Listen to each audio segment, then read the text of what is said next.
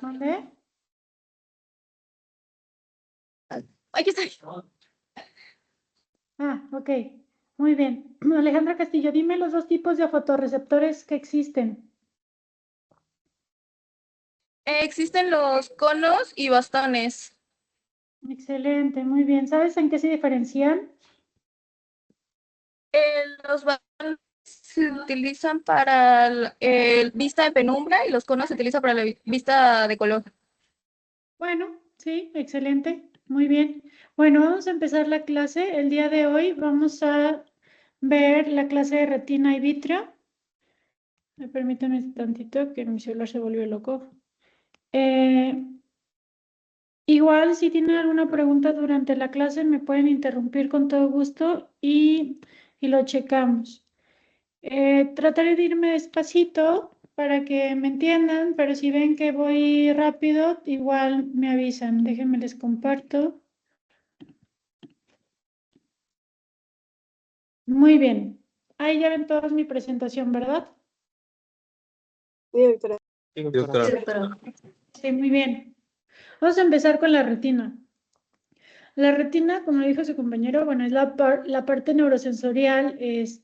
Hay dos partes, la parte neurosensorial y el epitelio pigmentario de la retina. Este es un tejido nervioso especializado y es lo que les decía desde el primer día de la clase. Es una continuación del sistema nervioso central. Entonces, los axones de las células que se generan a partir de la retina van a viajar por el nervio óptico y se van a fundir como tal con el cerebro, ¿no? Con el sistema nervioso central, con la corteza occipital, van a llevar fibras nerviosas hacia el tronco, van a llevar fibras nerviosas a la región frontal, etc., ¿no? Ya lo iremos viendo. Entonces, desde el nervio óptico hasta la hora serrata, ahorita les voy a comentar qué es la hora serrata. Y ahí en la hora serrata se va a continuar con el epitelio no pigmentado del cuerpo ciliar. Entonces, retina se divide en porción neurosensorial y epitelio pigmentario. La retina tiene 10 capas, 9 pertenecen a la porción neurosensorial y la 10ª, que es el epitelio pigmentario de la retina, es el que está en contacto con la coroides. Y bueno, ahorita vamos a ver las capas que tiene. Es sustancia blanca, tiene capa plexiforme y capa de fibras nerviosas, y la sustancia gris tiene capas nucleares y capa de células ganglionares. Y las células gliales que le dan el soporte a la retina son las células de Müller y los astrocitos que están en las capas internas. Ahorita los vamos a revisar. La retina tiene una región central que es el área de mayor visión. El área de visión central se llama mácula. La mácula es una depresión de la retina. Tenemos las capas de la retina y en la mácula hace una ligera depresión porque en la mácula tiene menos capas que en el resto de la retina. Más o menos tiene un diámetro de 6 milímetros y es el área de la retina que tiene mayor concentración de conos por micra cuadrado. Tiene una capa de fibras nerviosas y esta capa de fibras nerviosas tiene un pigmento xantófilo que absorbe las longitudes de onda azules. Esta mácula tiene algunas características. Una de ellas es que se divide en zonas, ¿sí? La zona más central se llama umbo, luego está la foviola, luego está la fobia, luego está la parafobia y luego está la perifobia. Se los digo para que lo conozcan, pero aquí vamos a centrarnos en lo que es la mácula y que la porción central de la mácula es la fobia. Ya lo demás, pues no es tanto el tema de aquí de la clase, ni tampoco los milímetros de cada una de ellas. La fobia tiene una densidad de fotorreceptores más o menos de 140,000 conos por milímetro cuadrado. Estos tienen sensibilidad a los cromóforos a rojo y verde y solo tienen conos y procesos de las células de Müller. Esta no tiene capas internas, es decir, la luz llega directamente a los fotorreceptores y esto también es una característica muy importante en la fobia. Ya veremos que en toda la demás retina, las células ganglionares están encargadas de muchos fotorreceptores. En la fobia hay una relación de célula ganglionar y fotorreceptor de 1 a 1, es decir, cada fotorreceptor tiene su célula ganglionar. Y se dice que hasta el 90% de la población de conos reside fuera del área foveal, es decir, aquí tenemos más o menos el 10%. Y la retina periférica es donde se une la base vítrea entre el ecuador y la hora serrata. Estos milímetros de acá no me importan mucho, ¿sí? Lo único que sí, pues es que la hora serrata, que es lo que platicábamos hace rato, tiene unos procesos que son como dentados, que son estos que vemos aquí, ¿sí? Y que ahí es donde se delimita la retina a nivel anterior y la delimitación de la retina a nivel posterior está en el nervio óptico. Todo lo demás de esta diapositiva no nos incumbe tanto. Estas son las medidas de la hora serrata en cada cuadrante. Tampoco es mucho del tema de nuestra clase, nada más se los platico para que ustedes lo sepan. Y esta se va a extender desde el nervio óptico hasta el cuerpo ciliar, que ya hemos platicado que es donde se funde con la parte no pigmentaria del cuerpo ciliar. Ahora, la vascularización es súper importante y esa es pregunta obligada. Hay dos circulaciones importantes a nivel retiniano. Esto va a depender si son capas internas o capas externas de la retina. La capa externa de la retina depende más de la microcirculación coroidea dada por la arteria ciliar posterior y va a irrigar el tercio externo de las capas de la retina. Y la microcirculación retiniana es donde tenemos la famosísima arteria central de la retina e iba a irrigar los 2/3 internos de la retina. Esto sí es súper importante. Ahora, 10% de la población tiene algo que se llama arteria cilio-retiniana, que es una rama extra, ¿sí? Que a nosotros como oftalmólogos nos incumbe mucho, porque, por ejemplo, cuando hay infartos, donde se tapa la arteria central de la retina, hasta el 10 al 20% de la población que tiene esta arteria cilio-retiniana, pues alcanza a rescatar la visión de la mácula, porque precisamente la arteria cilio-retiniana está en el área macular. Entonces, son pacientes que tienen mejor pronóstico visual en una oclusión de arteria central de la retina, por ejemplo. Y básicamente es lo importante en esa diapositiva. Ahora, este es un diagrama donde nada más dice que la arteria central de la retina va a irrigar la retina interna. ¿Se acuerdan cuántos tercios les dije que irrigaba de la retina?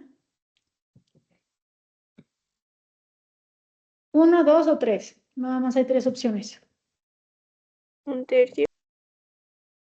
No, la arteria central de la retina irriga los 2/3 internos y la coriocapilar irriga el tercio externo.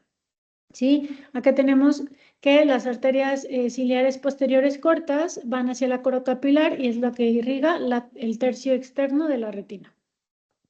Y luego también tenemos las arterias ciliares posteriores largas y las arterias ciliares anteriores, que esas van a las estructuras del segmento anterior, que es el cuerpo ciliar y el iris. Esto de acá no me importa que se lo aprendan, me importa que aprendan que los 2/3 internos son por la arteria central de la retina y el tercio externo por la coriocapilar. Muy bien, estas son las 10 capas de la retina. De adentro hacia afuera tenemos la membrana limitante interna, luego tenemos la capa de fibras nerviosas, que son la capa de los axones de las células ganglionares, que son precisamente estos axones los que van al unirse a formar el nervio óptico. Luego tenemos la capa de los cuerpos de las células ganglionares, luego tenemos la capa plexiforme interna, luego la capa nuclear interna, luego la plexiforme externa, la nuclear externa, la membrana limitante externa, la capa de fotorreceptores, que es donde están los conos y bastones, y el epitelio pigmentario de la retina. Ahorita vamos a ver cada una de las capas. Hay cosas que no necesito que se aprendan, pero esto, que sepan las 10 capas, sí es importante. Ahora, la membrana limitante interna es la que está más en contacto, bueno, es la que está en contacto con el cuerpo vítreo, ¿sí? Y está compuesta por astrocitos, células de Müller y una lámina basal. La capa de fibras nerviosas es lo que les mencionaba, que son los axones ganglionares en su porción no mielinizada, y estas fibras se dirigen hacia la superficie y hacia el disco óptico, donde penetran y forman el nervio óptico. Esta capa no existe en la fóvea vascular y tampoco existe en la ora serrata. La capa de células ganglionares son los cuerpos de estas células y son aproximadamente 1 millón de células ganglionares. Es decir, más o menos 1.200.000 son las fibras, son los axones que van a producir el nervio óptico. ¿Cuántas fibras tiene el nervio óptico? ¿Cuántos axones? Más o menos 1.200.000, que son los axones de las células ganglionares. Estas células reciben las señales de las células intermedias, que son las bipolares y las amácrinas, y están separadas entre sí por las células de Müller y los astrocitos, que pues nos dan un poco de soporte. Estas células son las que transmiten la información de las células de los fotorreceptores hacia la corteza visual por medio del nervio óptico. Ahora, la plexiforme interna es una multicapa neurosináptica y está constituida por los procesos de células bipolares que hacen sinapsis con la capa anterior, que son las células ganglionares. Y aquí también existen sinapsis entre las dendritas bipolares, las amácrinas y los axones de células ganglionares. Les digo, vamos a ver cada capa para que las conozcan. Hay cosas muy específicas que sí me interesa que sepan y son las que les voy a estar como haciendo énfasis. Ahora, la capa nuclear interna tiene células bipolares, células horizontales, células amácrinas y células de Müller. Las células bipolares son las que hacen sinapsis con las células ganglionares y transforman las señales en términos de polaridad, preferencia cromática y cinética. De estas células bipolares hay 9 tipos, no me importa esa información, de hecho la borré. Las células horizontales son interneuronas excitatorias, esto sí es importante, son interneuronas excitatorias porque está su contraparte, que son las amácrinas, que son inhibitorias. Las células horizontales conectan las células bipolares y las ramificaciones que conectan la plexiforme externa con los conos y los bastones. Las células amácrinas son interneuronas inhibitorias y retroalimentan las células bipolares e inhiben las células ganglionares. Entonces, quédense con que unas son excitatorias, otras inhibitorias. ¿De qué? De las señales nerviosas que vienen de los fotorreceptores hacia las células ganglionares. Y las células de Müller, que son células gliales y tienen sus núcleos en la capa nuclear interna. Estas recorren casi todo el grosor de la retina, desde la limitante externa a la limitante interna. Y de hecho, por aquí están en una imagen. Acá están las células de Müller, son estas que se ven acá atrás como fantasmitas. Recorren gran parte de la retina. Ahora, la plexiforme externa es la capa de sinapsis entre las células horizontales presinápticas, los fotorreceptores y las células bipolares postsinápticas. Está organizada como un mosaico retiniano y es fundamental para el circuito funcional de la retina. Esta capa esta capa es la que nos ayuda al contraste. ¿Por qué? Porque detecta señales más o menos intensas. Ahora, la nuclear externa está formada por los cuerpos nucleares de los fotorreceptores. Eso también es un dato importante. Son los cuerpos nucleares de los fotorreceptores, que son dos, los conos y los bastones. La membrana limitante externa es la barrera entre la neuroretina y el complejo fisiológico que se forma entre el epitelio pigmentario de la retina y los segmentos externo e interno de los fotorreceptores. Entonces, nuclear externo tenemos los cuerpos de los fotorreceptores y acá tenemos los segmentos internos y externos de los fotorreceptores, que ya veremos. Y esta pues nos da un soporte estructural. Aquí tenemos varias proteínas, entre ellas la ocluidina, la sonulaocluidina 1 y las moléculas de adhesión, que son importantes para la estructura y la ¿cómo se llama? Comunicación intercelular. Ahora, esto sí es importante. Los dos fotorreceptores, como bien los dijo su compañera, son dos, los conos y los bastones. Los conos, más o menos tenemos 6 millones en total, y representan más o menos el 5% de la totalidad de los bastones. Su longitud media es más o menos 25 micras. Los conos son más cortos y gruesos Y en la fovea tiene una disposición oblicua. En la foviola se hacen un poquito más largos para ayudar a captar mejor la señal luminosa.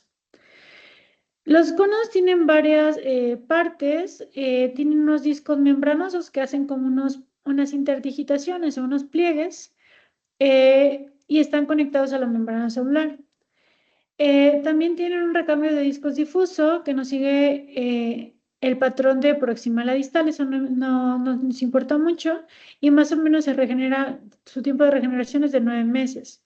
Lo que sí me importa de esta diapositiva es que estos son los que nos ayudan a la visión diurna y son los responsables de la mayor parte de la agudeza visual y la percepción a la luz. Y aunque son más pocos, captan mejor la luz que los bastones. Bueno, y sobre todo lo de los colores, ¿no? Los bastones más o menos son 120 millones de células en toda la retina, tienen una longitud más larga de más o menos 50 micras, son delgados, cilíndricos y como ya habíamos dicho, en la foveola solo hay conos, no hay bastones. Estos nos ayudan con la visión escotópica, tiene una respuesta lenta en la adaptación a la oscuridad y estos son precisamente lo que nos ayudan a ver en la oscuridad. Cuando pasamos de un ambiente muy iluminado a un ambiente poco iluminado, que no vemos nada, son precisamente los segundos que tardan los bastones en adaptarse a la nueva señal lumínica. Entonces, por eso es que a veces decimos como de que hay que esperar un poquito para adaptarnos y poder ver en la oscuridad, pues son los bastones que se están adaptando.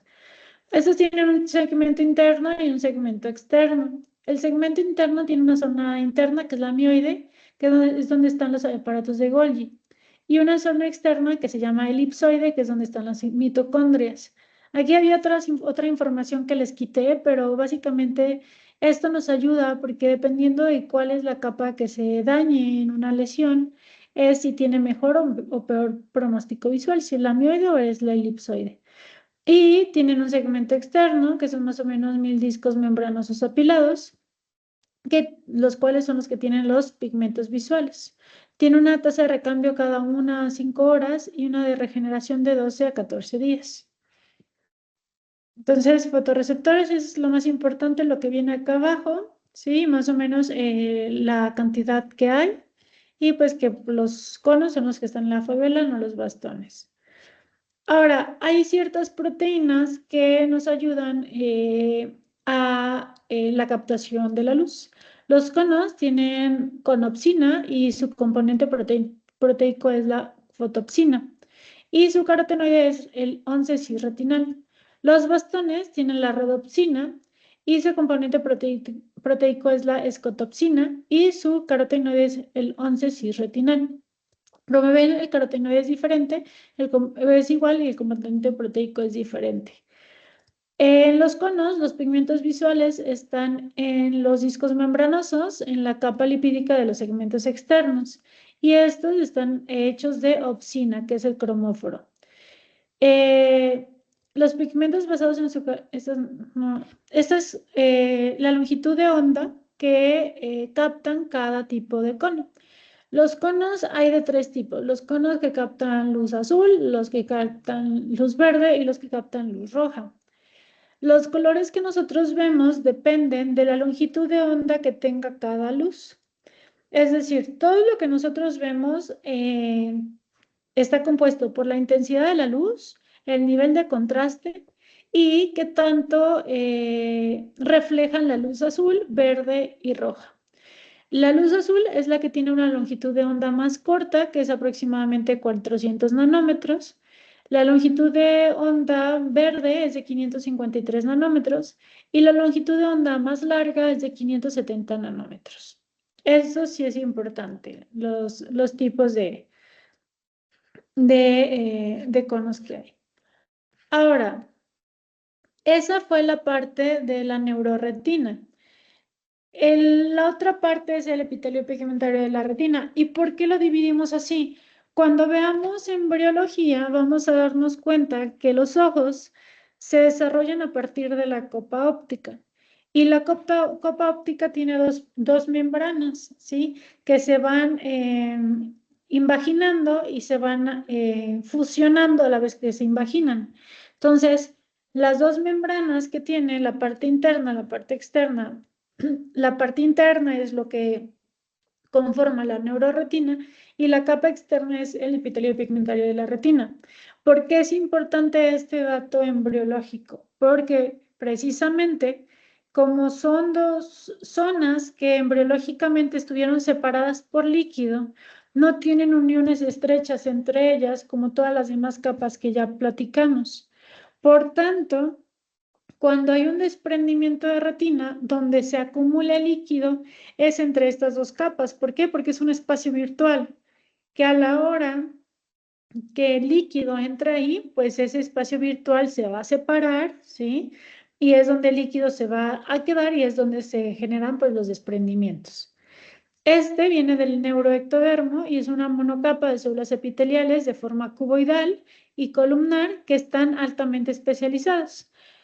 Tienen más o menos 15 micras de diámetro y más o menos 10 a 14 micras de alto. Esta LPR es como el estómago de la retina. Nos ayudan al almacenamiento de la melanina, a la producción de la melanina, nos ayudan a la absorción de luz, nos ayudan a ir desechando todos los productos de los fotorreceptores, porque los fotorreceptores tienen una capacidad metabólica alta, entonces sus desechos nos ayuda el EPR a estarlos eliminando. También entre sus funciones son la fagocitosis de los segmentos externos de los fotorreceptores. ¿Se acuerdan que habíamos platicado que los fotorreceptores tienen un recambio, por así decirlo? Bueno, pues es el EPR el que nos ayuda a eliminar los segmentos externos cuando hay estos recambios. Nos ayuda a limitar la dispersión de la luz, mantiene la barrera hematorretiniana externa. Importantísimo porque los vasos retinianos no lo hemos platicado ahorita y seguramente lo platicaremos en el tema de retinopatía diabética. Los vasos retinianos son muy especializados y así como hay una barrera hematoencefálica, hay una barrera hematorretiniana que está compuesta en múltiples cuestiones. Uno de ellos es el epitelio pigmentario de la retina y es importante porque la retina no debe de estar llena de agua, entonces es importante que haya una barrera hematorretiniana potente para que no haya esta fuga. Entonces, la barrera hematorretiniana interna está compuesta por los podocitos de las arterias y la externa, ¿sí? La externa, eso es importante, es el epitelio pigmentario de la retina como tal. Esto también nos ayuda a transportar metabolitos y, como les había dicho, nos ayuda a la inactivación de productos tóxicos del metabolismo del oxígeno, además de la conversión de la vitamina A, que ya veremos en la clase de la transcripción de la luz. Ahora, la membrana de Bruch es lo que veíamos ya el día de ayer, ¿sí? En la parte de la coroides, y es lo que está debajo justamente del epitelio pigmentario de la retina. Es el que separa el EPR de la coriocapilaris, y bueno, estos ya los vimos ayer, entonces ya no los vamos a repetir, y nos vamos a pasar directamente al vítreo. El vítreo es un gel que es como una gelatina bien densa que está dentro del ojo y que pues nos da el relleno del ojo, ese soporte. Está compuesto principalmente por colágeno tipo 2, ácido hialurónico y más o menos son 4 mililitros de vítreo, lo cual nos da más o menos el 80% del volumen total de los ojos. Hay vítreo central y hay vítreo periférico y tenemos algo que se llama hialoides, que es lo que es como un engrosamiento del vítreo en su parte externa, en la parte anterior externa, y esta hialoides es un poco más gruesa, más densa y está compuesta de fibras de colágeno que precisamente se unen en la cápsula posterior del cristalino y también son unos de los que forman el ligamento hialoideo capsular de Wigger que se da a nivel fetal. También nos dan ciertos espacios el vítreo por su conformación embriológica que ya veremos. Nosotros tenemos, cuando estamos en la panza de nuestras mamás, que somos fetos, tenemos una arteria hialoidea que cuando estamos adultos ya no la necesitamos, entonces se descompone, se desintegra. Y nos deja algo que se llama el canal de Cloquet, que es este que vemos aquí en el centro. También tenemos algunos otros espacios. Bueno, el ligamento de Wigger es el que vemos en la parte anterior y es el que está como en contacto en relación con la cápsula posterior del cristalino. Tenemos también el área Mortegani, que está en la parte posterior, pegado hacia la zona del nervio óptico. El vitrio tiene varios puntos de unión y estos son importantes. Pregunta de examen. Los puntos de unión son importantes porque es donde el vitrio está más adherido a las paredes del globo ocular. Entonces, cuando estamos más grandes, cuando vamos creciendo, el vitrio, que es una gelatina bien densa, empieza a liquefactarse, es decir, se empieza a hacer más líquido. Al hacerse más líquido, empieza a tener más movimiento. Y la pared del vitrio, que desde un inicio estaba bien unida a la retina, se empieza a despegar poco a poco, pero sí hay áreas donde está más pegada y es donde se despliega hasta el último, ¿sí? Primero se empieza a despegar de zonas que no son estas y los puntos de unión más importantes son la cápsula del cristalino, las arcadas vasculares, que son de las arterias más grandes, el nervio óptico y la mácula. ¿Y por qué es importante? Porque cuando se empieza a desprender el vitrio, pudiera llegar a generar una tracción en estas zonas, tanto en las cápsulas del cristalino como en las arcadas vasculares, el nervio óptico y la mácula.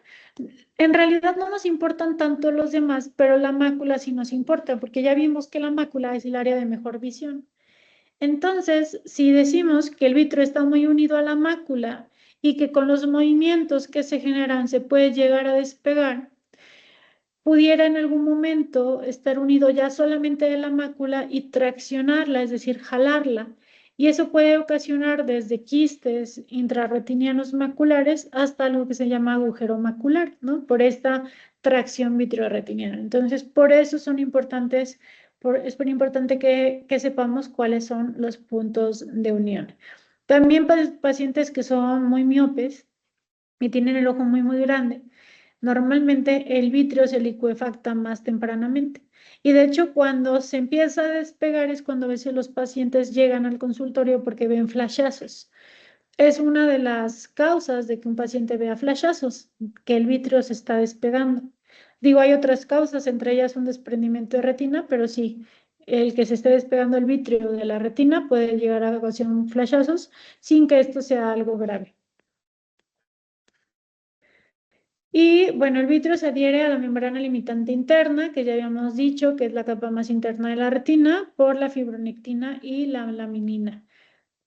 Y en la parte del nervio óptico se adhiere a él creando un espacio o en un vacío en forma de embudo, que es el que platicábamos hace rato, que se llama área de Mortegani. Y esta área de Mortegani es donde termina el canal de Cloquet, que es donde antes estaba la arteria hialoidea. Y bueno, eso es todo de retina y vitrio. Esto ya es lo de la fisiología de la visión, que ya lo veremos. Pero bueno, yo creo que nos quedamos hasta aquí porque sí, la verdad es que retina es bastante pesado. Eliminé mucha información que a lo mejor no les ayudaba tanto a ustedes. Dejé como lo más básico. Cuando veamos ciertas enfermedades, iremos viendo ciertas cuestiones de la retina, como la división de la retina por zonas, como las especificaciones de los vasos sanguíneos a nivel intrarretiniano, como las capas vasculares retinianas, que por ejemplo ya veremos en el módulo como tal de enfermedades retinianas. Pero bueno, esto es parte de la anatomía general. No sé si alguien tenga alguna duda en cuanto al tema hasta aquí.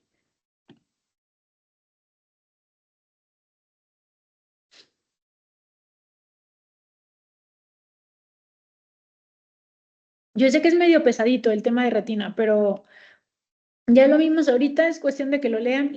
Las como cosas puntuales que les dije que eran más importantes son como que los puntos clave, ¿sí? La parte de los conos y los bastones es primordial. Y pues nada, no sé si a alguien le haya quedado dudas al respecto o alguien que conteste.